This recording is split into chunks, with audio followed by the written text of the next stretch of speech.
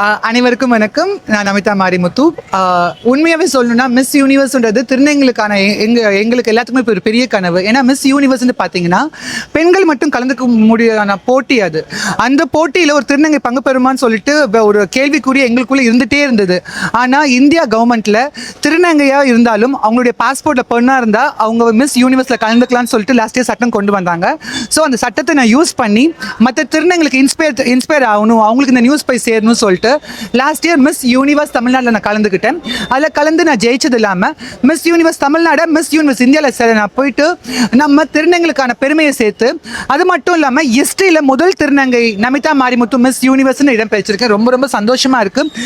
நான் இந்த விஷயம் இந்த மாடலிங் இண்டஸ்ட்ரியிலேருந்து இவ்வளோ தூரம் போனது காரணமே எங்கள் சமுதாய மக்களில் வந்து மாடலிங்கும் ஃபேஷன் இண்டஸ்ட்ரி நம்பி நிறைய திருநங்கைகள் வந்து கனவாக வாழ்ந்துட்டு இருக்காங்க.